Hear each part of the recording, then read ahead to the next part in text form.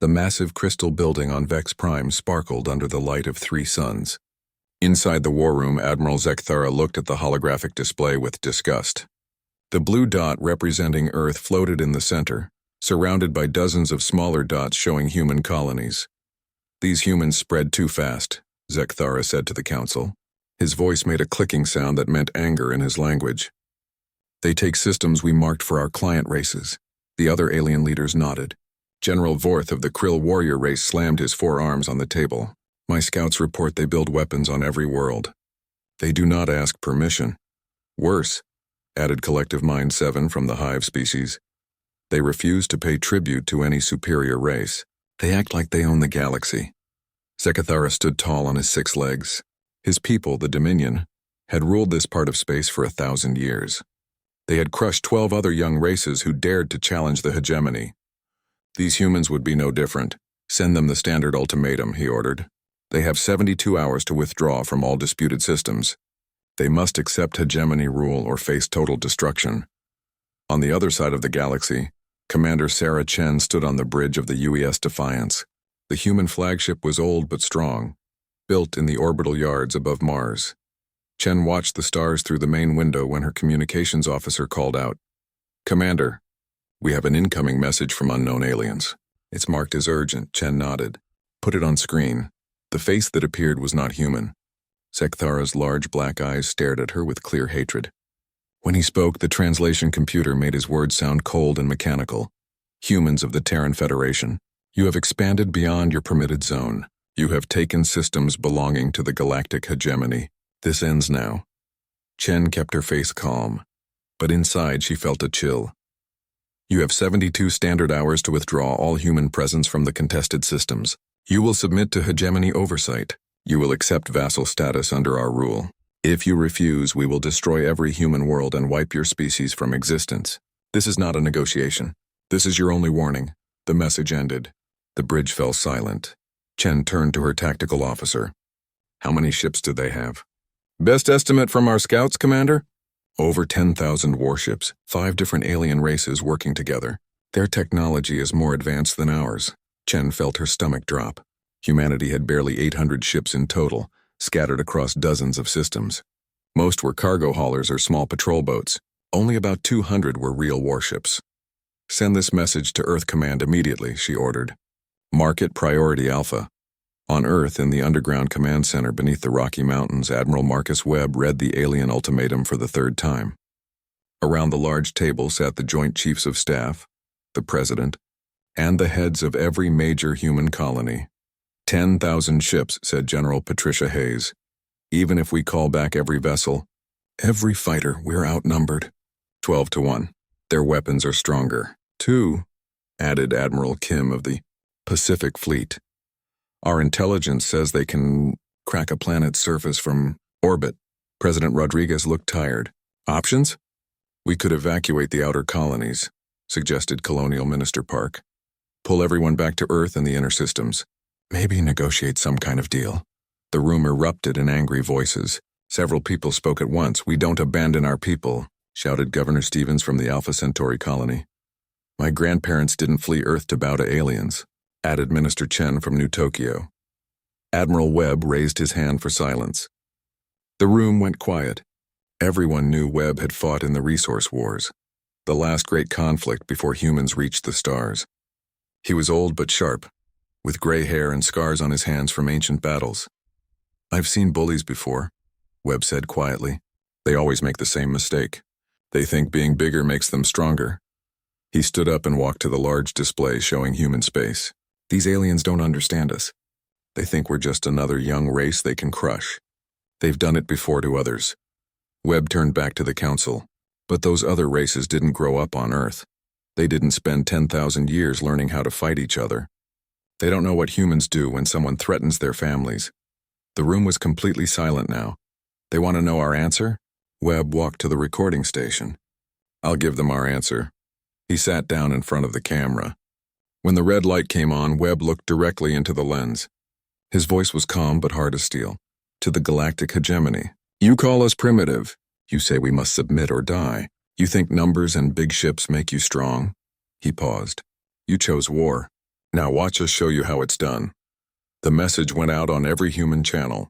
From the mines on Luna to the farming worlds at the edge of known space, every human settlement received the same transmission. On the industrial world of New Birmingham, factory workers cheered. On the research station orbiting Jupiter, scientists began opening locked files marked "Classified Wartime Only."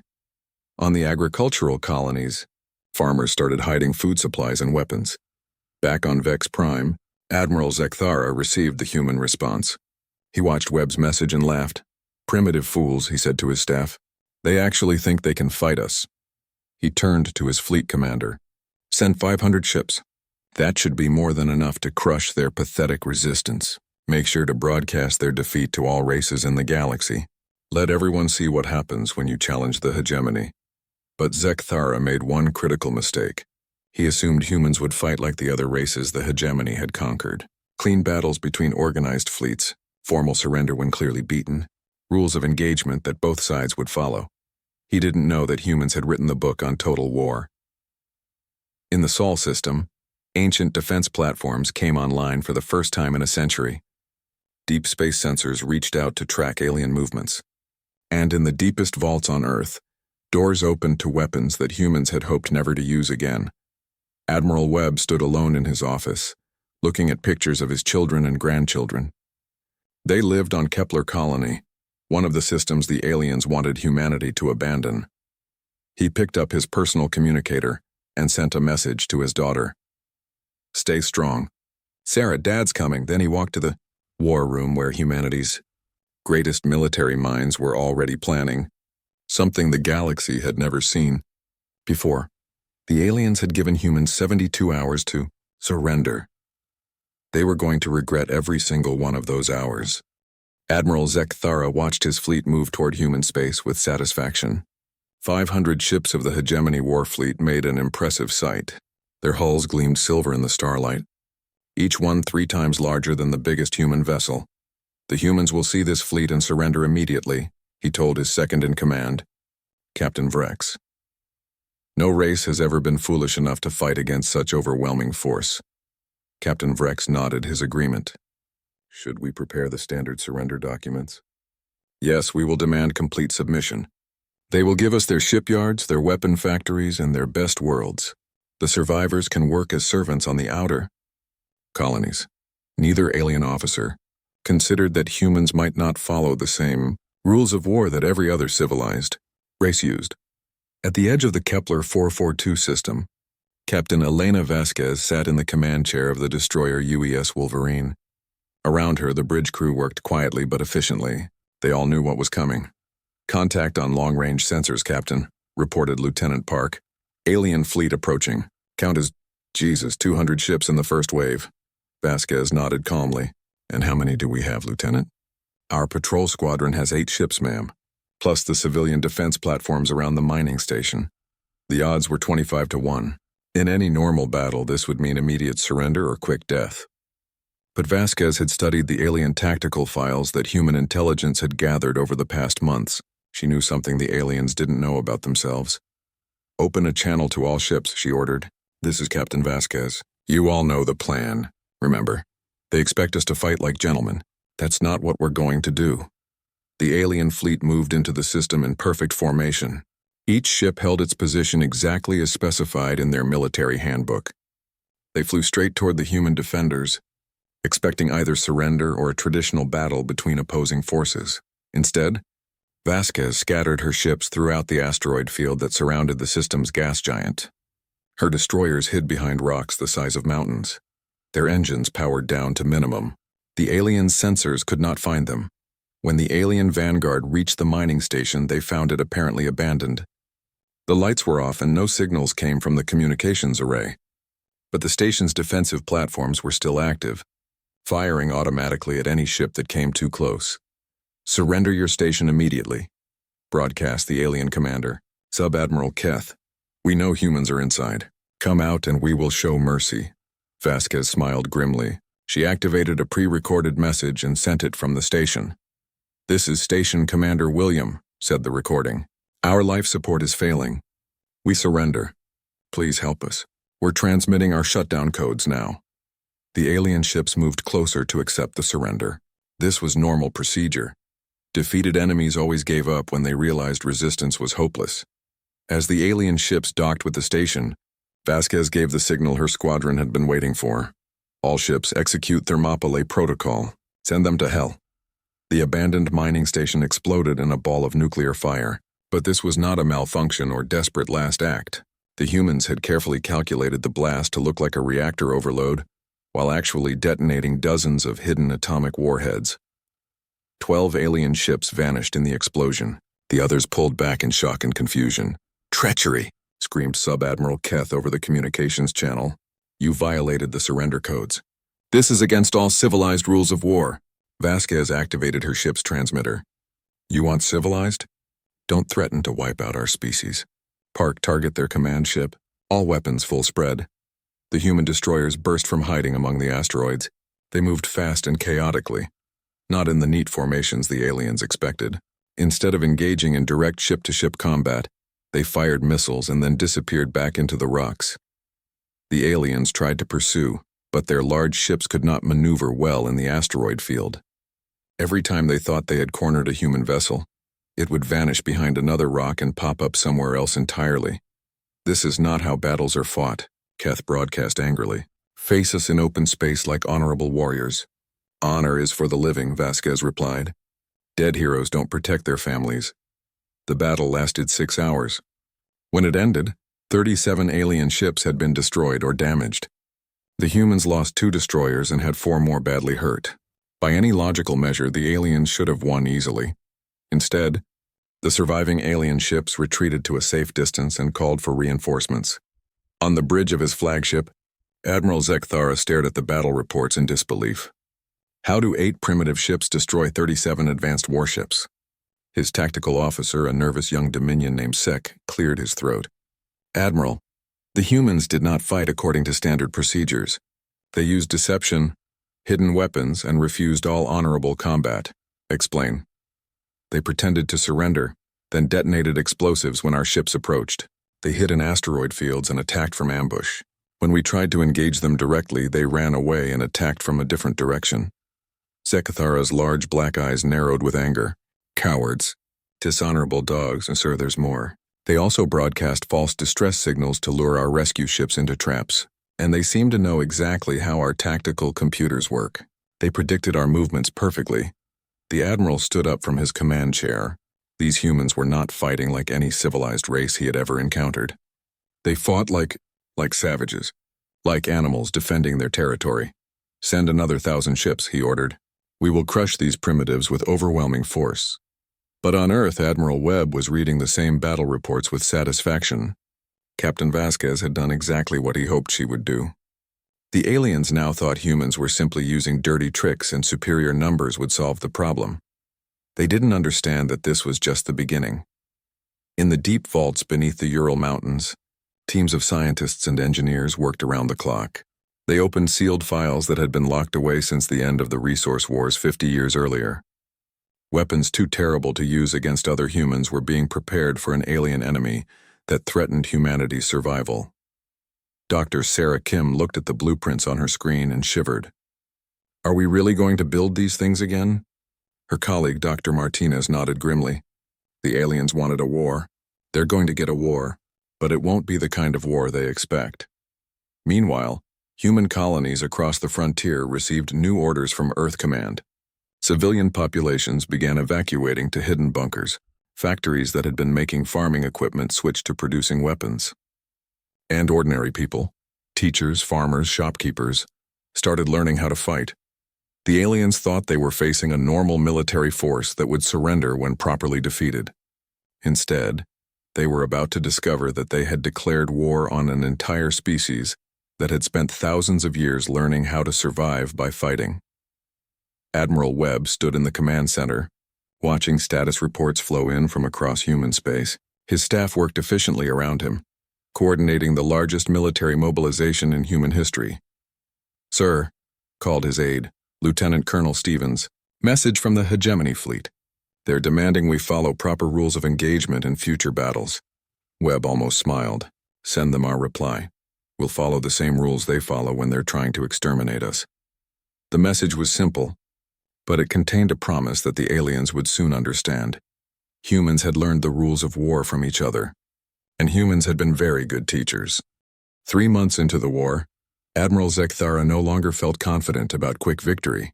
His minor suppression action had grown into a full military campaign involving 3,000 ships. The humans kept fighting in ways that violated every rule of civilized warfare. "Report," he demanded from his intelligence officer. "Sir, the humans have destroyed another supply convoy using a disguised merchant vessel packed with antimatter. They also attacked our communications relay with what appeared to be an unmanned cargo ship." Zekthara slammed his hand against the command console. "Cargo ships? They use civilian vessels as weapons?" "Yes, sir. And worse. When we destroyed their defense platform at Sigma Station, it kept firing at us even after all life signs disappeared.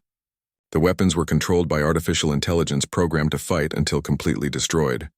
What about ground forces? Surely we can defeat their armies in direct combat." The intelligence officer looked uncomfortable. "Sir, you should see the reports from New Eden Colony. General Vorth of the Krill had commanded the invasion of New Eden personally.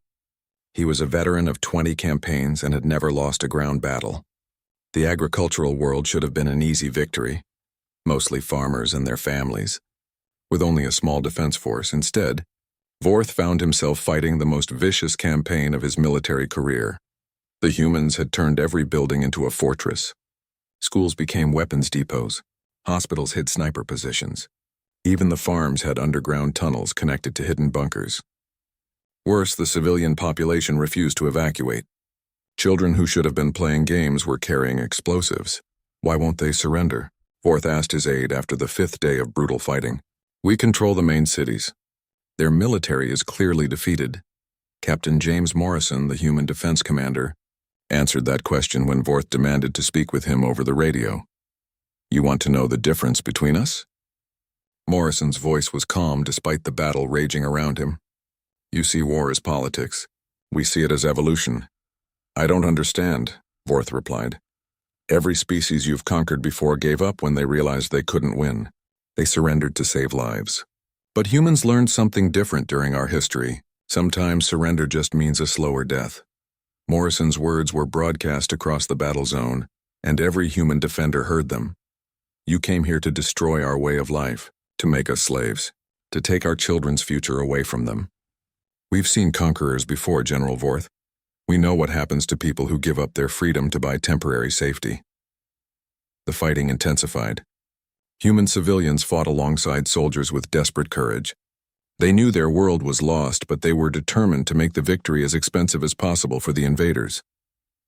On the 10th day, with most of New Eden's cities in ruins and human resistance nearly crushed, Morrison activated the colony's final protocol. "All units, all civilians, all defenders," he broadcast on every channel. "It has been an honor to serve with you. Remember us." The planetary defense grid, powered by 3 fusion reactors, overloaded simultaneously. The chain reaction turned the entire northern continent into a massive explosion that could be seen from orbit. Morrison and his remaining forces died in the blast, but so did 60% of General Vorth's invasion fleet. When the radioactive dust settled, General Vorth stood in the ruins of what had been New Eden's capital city. Around him, his surviving soldiers stared at the destruction with shock and horror. "They killed themselves," whispered his aide. "They destroyed their own world rather than let us have it." Vorth nodded slowly. In 20 campaigns, he had never encountered an enemy willing to commit suicide rather than accept defeat. The humans had lost New Eden, but they had also eliminated most of his ground forces in the process. For the first time, General Vorth began to understand what kind of enemy the hegemony was really fighting. On Earth, Admiral Webb received Morrison's final transmission and stood silent for a long moment. Around him, the command staff waited for his response. "Authorization granted," Webb finally said. "Execute Project Damocles." Project Damocles had been planned in secret for decades, a weapon system designed for the absolute worst-case scenario. If humanity ever faced complete extinction, Project Damocles would ensure that the enemy paid a price that would serve as a warning to the rest of the galaxy. In shipyards hidden throughout the Sol system, construction began on vessels that violated every interstellar treaty. Ships designed not to fight other ships but to crack planets open from the core. Stellar engineering platforms that could destabilize stars and turn them into weapons. Biological agents specifically created to target alien nervous systems. Dr. Sarah Kim worked 18-hour days in the underground laboratory, her team developing weapons she had hoped humanity would never need. The hegemony intercepted our construction plans, her assistant reported. They're sending peace negotiators. Kim looked up from her work. Peace negotiators? Yes. They want to discuss terms now that we've proven our courage in battle. Kim almost laughed. The aliens still didn't understand. They thought this was about courage or honor or proving human worth. They believed that now both sides had demonstrated their strength. Reasonable beings could negotiate a settlement. They were wrong. Admiral Webb met with the alien peace delegation in a conference room aboard the orbital station Freedom 1. The alien ambassador, a tall Dominion diplomat named Zeknal, spoke in careful, polite tones. Admiral Webb, the hegemony recognizes that humans are brave and resourceful. We are prepared to offer you a generous settlement. You may keep 10 of your current colonies and maintain limited self-governance under hegemony oversight. Webb listened without expression. In exchange, you will cease these unconventional tactics and agree to fight according to civilized rules of engagement. Surely reasonable beings can find a peaceful solution. Webb leaned forward in his chair. Ambassador, I want to make sure I understand your offer. You attack our worlds without provocation. You threaten to exterminate our entire species. You invade our colonies and kill our children. And now you want us to be grateful that you're willing to let some of us live as your slaves? That is not how we would phrase it, Zeknal replied nervously. How would you phrase it? We offer you a place in the galactic community. Protection and guidance from elder races. The wisdom of our experience. Webb stood up. Ambassador, let me share some human wisdom with you. He activated the conference room's main display. Images appeared showing human colonies under attack. Civilian casualties, destroyed homes and schools. We tried to live in peace. We stayed in our own systems and bothered no one. You came to us with demands. When we refused to submit, you declared war. When we fought back, you called us dishonorable. The display changed to show footage from New Eden. Children carrying weapons, families hiding in bunkers, cities burning. You forced us to turn our farmers into soldiers and our schools into battlefields. You made us choose between freedom and safety. And now you're surprised that we chose freedom? Webb turned back to the alien ambassador. Here's our counteroffer, Ambassador. Unconditional surrender. Your fleets withdraw from human space immediately. Your governments submit to human authority for war crimes tribunals. And you pray to whatever gods you worship that we're more merciful to you than you planned to be to us. Zeknal's skin changed color with shock. That is impossible. We have thousands of ships. Our technology is superior. You have thousands of ships, Webb agreed. We have something better. We have nothing left to lose. He walked to the conference room door. You wanted to see how humans fight when you threaten our families. Ambassador, you haven't seen anything yet. Give my regards to Admiral Zekthara. Tell him the real war starts now. As the alien delegation left in confusion and fear, Webb activated his communicator. All fleet commanders, all colony governors, all defense coordinators, execute Protocol Omega, take the gloves off. Show them why we don't make war. We make examples. Across human space, weapons that had been held in reserve were finally unleashed. The aliens had wanted to see human desperation. Now they would learn the difference between desperation and determination. The hegemony thought they were fighting a young race trying to prove itself worthy. Instead, they had declared war on a species that had already survived its own worst impulses and emerged stronger. The humans were about to teach the galaxy a lesson it would never forget. 6 months after the first shots were fired, Admiral Zekthara stood in the ruins of his command center on Vex Prime. Half the crystal walls were melted, and emergency lights cast strange shadows across the debris. His once mighty fleet of 10,000 ships had been reduced to fewer than 7,000, and they were retreating toward the hegemony core worlds. How did this happen? He asked his remaining staff officers. Our ships are bigger. Our weapons are stronger. Our technology is more advanced. His tactical officer, now wearing a bandage over one eye from the latest human attack, pulled up a holographic display. Admiral, the humans are not fighting the war we prepared for. Look at these battle reports. The display showed the Kepler system where a human fleet had just destroyed a hegemony supply depot. But instead of engaging in ship-to-ship combat, the humans had used their knowledge of the system's asteroid belt to set up a trap. They had hollowed out large asteroids, filled them with explosives, and then used gravity tugs to send them drifting toward the alien base. By the time the hegemony forces realized what was happening, 50 nuclear-powered asteroids were crashing into their installations. "They fight like pirates," complained General Vorth, who had barely escaped the disaster at New Eden. "No honor, no rules, no mercy. It's worse than that," added the tactical officer. "They're not just defeating our forces. They're destroying everything we need to wage war." He changed the display to show the hegemony supply lines. Red marks indicated attacks on transport convoys, communication relays, fuel depots, and repair facilities. The humans weren't just fighting battles. They were systematically destroying the hegemony's ability to maintain their military. "They learned our schedules, our routes, our procedures," the officer continued. "Somehow they know exactly when and where our supply ships will be. Our convoys are being ambushed before they even leave port." What Zekathara didn't know was that human intelligence agents had been living among hegemony populations for months, gathering information and preparing for exactly this kind of campaign. While the aliens focused on building bigger fleets, humans had been building networks of spies, saboteurs, and infiltrators throughout enemy territory.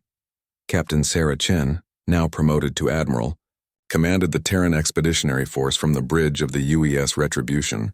Around her, displays showed the progress of Operation Sherman, named after an ancient human general who had understood that war was not just about defeating enemy armies, but about destroying their will to fight. "Report from the Arcturus sector," called her intelligence officer. "The collective's merchant fleet is requesting permission to surrender independently." "They don't want to fight anymore," Chen nodded. The Hive Mind Collective had been one of the strongest supporters of the war against humanity. But after losing 60% of their trade ships to human raiders, they were reconsidering their alliance with the hegemony. "What about the Krill warriors? Still fighting, but their morale is breaking. General Vorth has been telling his troops that humans are demons who cannot be killed. Some of his soldiers are deserting rather than face us again." Chen studied the tactical display. The hegemony alliance was fracturing exactly as human strategists had predicted. When facing an overwhelming enemy, the key was not to match their strength, but to turn their allies against each other. "Open a channel to the collective fleet," she ordered. The screen showed a complex alien creature that looked like a fusion of insect and machine. Multiple eyes focused on Chen as the collective mind spoke in perfect unison. "Admiral Chen, we wish to discuss terms." "The terms are simple," Chen replied. "Complete withdrawal from the war. Turn over all hegemony military codes and supply schedules, and assist us in locating their remaining weapons facilities. In exchange for, your merchant fleets continue operating. Your colonies remain independent, and we don't turn your trading posts into radioactive craters." The collective mind's many eyes blinked in sequence as thousands of individual intelligences held a rapid internal debate. Finally they spoke. "We accept. The collective formally withdraws from the Hegemony Alliance. We will transmit the requested information within 1 standard hour." Chen smiled coldly. 1 down, 4 to go. On the hegemony fortress world of Bastion Prime, panic filled the government halls. The planet's orbital defenses, considered impregnable for over 1,000 years, had been penetrated by a combined assault of human special forces and computer viruses. The attack had begun with what appeared to be a diplomatic vessel requesting permission to dock. When the ship approached the space station, it transmitted updated software. For the station's translation computers, a common courtesy between spacefaring civilizations, the software contained a hidden program that spread through the station's networks like a digital plague. Within hours, the humans had complete access to the fortress world's defense systems. As alarms screamed across Bastion Prime, human marines materialized from stealth ships that had been hiding in the system for weeks. They struck simultaneously at 12 critical targets: power plants, communication centers, weapons depots, and military headquarters. Defense Commander Yextal watched his screens in horror as centuries of military preparation collapsed in a single coordinated attack. "How did they get past our sensors?" he demanded. His aide was checking reports from across the planet. "Sir, they've been here for months. Maybe longer. Our investigation teams are finding human infiltrators embedded in government offices, Military units, even civilian organizations. Impossible. We would have detected alien life forms. No, sir. That's just it. They look exactly like some of our client species. They had perfect identity documents, complete background histories, and they knew our languages and customs perfectly. Yextal felt cold fear creeping through his body. The humans hadn't just been fighting a war. They had been conducting a long-term espionage operation, placing their agents throughout hegemony territory, while the aliens focused on building larger fleets. Evacuate the command center, he ordered. Activate the planetary self-destruct system. Sir, there are still millions of civilians in the cities. Yextal hesitated. The humans had shown no mercy to military targets, but they had not deliberately attacked civilian populations. Could he do something they had refused to do? Before he could decide, the main screen activated. Admiral Webb appeared, broadcasting from his flagship in orbit. Defense Commander Yextal. This is Admiral Marcus Webb of the Terran Federation. Your military forces have surrendered. Your orbital defenses are under our control. Bastion Prime is now occupied territory. We will never surrender, Yextal shouted at the screen. Webb's expression didn't change. Commander, look around you. Your allies are abandoning the war. Your supply lines are cut. Your fortress world is occupied. You've already lost. Then we will destroy everything rather than submit to primitive humans. You could try, Webb agreed. But then you'd be no better than us, would you? The difference between us, Commander, is that we only destroy things when we have no other choice. You destroy things because you're angry. Yextal stared at the screen. Around him, his staff waited for orders. You have 1 hour to order the complete surrender of all hegemony forces, Webb continued. After that, we start treating this as a war of extermination instead of a war of liberation. And Commander, you really don't want to see how humans fight when we're trying to exterminate someone. The transmission ended. Yextal sat heavily in his command chair. Through his window, he could see human ships filling the sky. Not just warships, but construction vessels and colony transports. They weren't just conquering hegemony territory. They were preparing to settle it. Sir? His aide asked quietly. Orders? Yextal looked at the faces of his staff. Young officers who had believed in the hegemony's superiority. Veterans who had never imagined defeat was possible. Good beings who deserved a chance to live. Open a channel to all hegemony forces, he said quietly. As news of Bastion Prime's surrender spread through the galaxy, the remaining hegemony allies began negotiating separate peace agreements. The Vex Dominion, the Krill warrior clans, and the remaining client species all sent ambassadors to human space. Admiral Webb received them in the same conference room where he had rejected their earlier peace offer. But this time the aliens came as supplicants, not negotiators. We underestimated your species, admitted Ambassador Zeknal. We are prepared to discuss reasonable terms for ending this conflict. Webb looked at each alien representative in turn. 6 months ago, you threatened to exterminate every human in the galaxy. You invaded our colonies and killed our children. You forced us to choose between slavery and death. He paused. Now you want to discuss reasonable terms? Surely you understand that continued fighting benefits no one, pleaded the Krill ambassador. Both sides have suffered enough losses. Both sides? Webb's voice was dangerously quiet. Ambassador, this isn't a war between equals. This is a lesson. And the lesson isn't over yet. He activated the conference room's display showing human fleets moving toward the hegemony homeworlds. Unconditional surrender.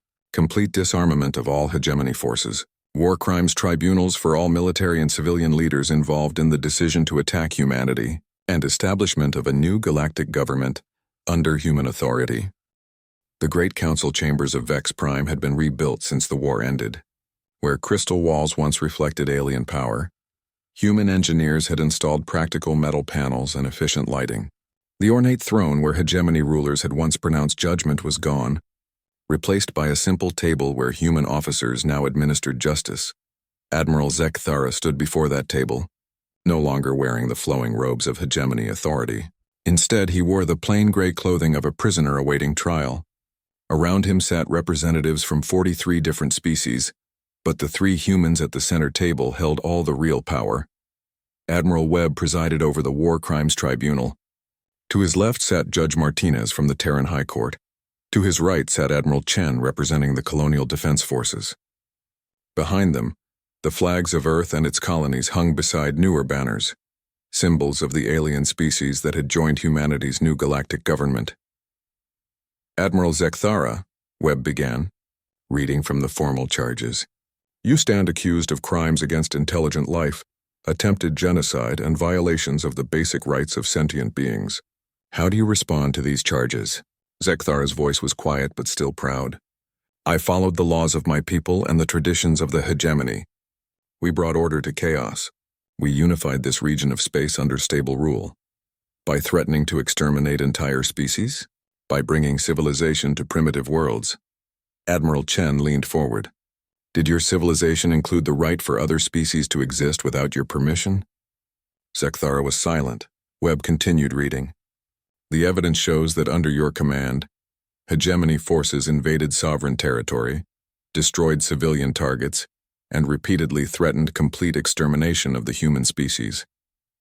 Do you deny these facts? I do not deny them, but they were necessary actions to maintain galactic stability. Judge Martinez spoke for the first time. Admiral, this tribunal has reviewed records from 12 previous campaigns where the hegemony used identical tactics against other species. In each case, you personally authorized the use of terror and mass destruction to force surrender. Those species were given the choice to submit peacefully. They chose war. Just as humans chose war when you threatened us? Zekthara's black eyes flicked toward Admiral Webb. For a moment, something like respect crossed his features.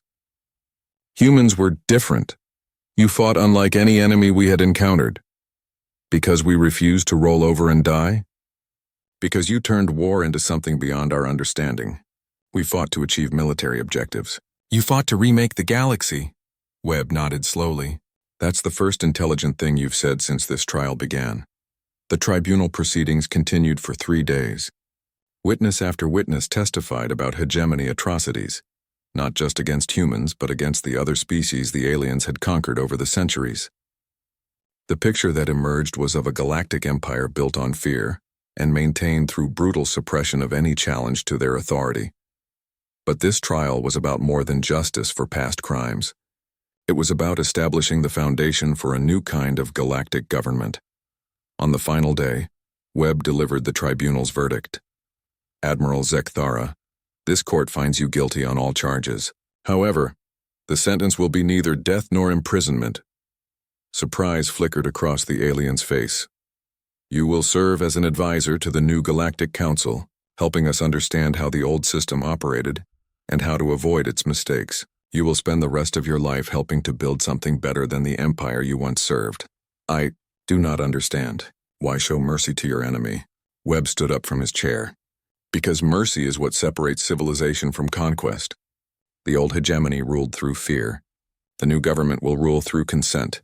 He gestured to the flags hanging behind him. Every species represented here chose to join us. They weren't conquered or forced to submit. They saw what we built from the ashes of the war and decided they wanted to be part of it. Admiral Chen activated a display showing the current state of the galaxy. Where the old hegemony territories had been, dozens of different colored zones represented autonomous species working together under human coordination. The collective maintains their trade networks, she explained. The Krill have their warrior worlds. The Vex keep their research colonies. But now they all work together instead of fighting each other. And humans control everything, Zekthara said bitterly. Humans coordinate everything, Webb corrected. There's a difference. He walked to the large window that looked out over the rebuilt capital city. Below them, beings from a dozen different species worked side by side in the streets, not as masters and servants, but as equals with different strengths. We learned something during the war, Webb said. Being the strongest doesn't make you the smartest. Being able to destroy your enemies doesn't mean you should. The old hegemony was powerful, but it was also wasteful. You spent more energy controlling your subjects than they ever contributed to your empire. So what is different about human rule? Webb turned back to face the former hegemony commander. We don't want subjects. We want partners, species that choose to work with us because they benefit from the partnership, not because they're afraid of the consequences of refusal. And if they refuse anyway, then they refuse. As long as they don't threaten others, every species has the right to be left alone. Zekthara studied Webb's face carefully. You really mean that? We really mean that. The galaxy is big enough for everyone, Admiral. The old hegemony forgot that simple truth. 6 months later, Admiral Webb stood in his new office on the space station Unity, the headquarters of the Galactic Coordination Council. Through his window, he could see ships from 30 different species docked at the station's ports. Trade vessels, research ships, diplomatic transports, and even some military craft from species that had once been enemies. His aide, Commander Stevens, entered with the daily reports. Status of the integration program? Webb asked. Proceeding smoothly, sir. The Krill Second Fleet has completed joint training exercises with our 5th Squadron. The collective has agreed to share their navigation data for the Outer Rim territories, and the VEX Research Consortium wants to collaborate on our terraforming projects. Webb nodded with satisfaction. Any problems? A few isolated incidents. Some former hegemony officials are still stirring up trouble on the outer worlds. Nothing we can't handle. Make sure we handle it properly. No excessive force unless absolutely necessary. These beings need to see that we're better than their old masters. Stevens hesitated. Sir, there's one more thing. We've received a message from the exploration fleet at the Galactic Edge. They've made contact with another spacefaring civilization, something called the Apex Dominion. Initial reports suggest they're even larger than the old hegemony. Webb felt a familiar chill. Hostile? Unknown, sir. But their first message was a demand that we withdraw from their designated expansion zone and submit to their authority. Webb was quiet for a long moment, looking out at the peaceful traffic around Unity Station. Then he smiled. Not the cold smile he had worn during the war, but something warmer and more confident. Send them our standard response, he said. We're always happy to meet new neighbors and discuss peaceful coexistence. But if they prefer the old-fashioned approach, he turned back to Stevens. Make sure they understand that we've had some experience dealing with galactic empires that don't believe in sharing, Stevens grinned. Should I include Admiral Chen's battle reports from the Hegemony War? Include everything. Tactical analyses, casualty figures, and especially the footage from Bastion Prime. Let them see what happened to the last empire that thought humans were primitive. And if they still want to fight? Webb looked back out the window at the mixed fleets of human and alien vessels. Ships that had once been enemies now working together to explore the galaxy and protect each other from threats. Then we'll show them the same thing we showed the hegemony, that there's a difference between being strong enough to destroy your enemies and being wise enough to turn them into friends. He sat down at his desk and began composing his final report as military commander of the human forces. Tomorrow he would transfer authority to the civilian government and begin his new role as humanity's ambassador to the Galactic Council. The war was over. Humanity had not only survived their first contact with galactic civilization, they had inherited responsibility for protecting it. And as Admiral Webb wrote his last military orders, he reflected on the message that had started it all. You chose war. Watch us show you how it's done. The humans had kept their promise. They had shown the galaxy how war was done, but more importantly, they had shown the galaxy how peace was built. The old hegemony had ruled through fear and force. The new galactic government would succeed through cooperation and mutual benefit. It wouldn't be easy, and there would certainly be challenges ahead. But humanity had learned something important during their long climb from a single world to galactic leadership. The strongest empires weren't built by conquering enemies, but by converting them into allies. And as word spread through the galaxy about the new power that had emerged from the war, other species began to understand a simple truth. Humans didn't just know how to fight wars.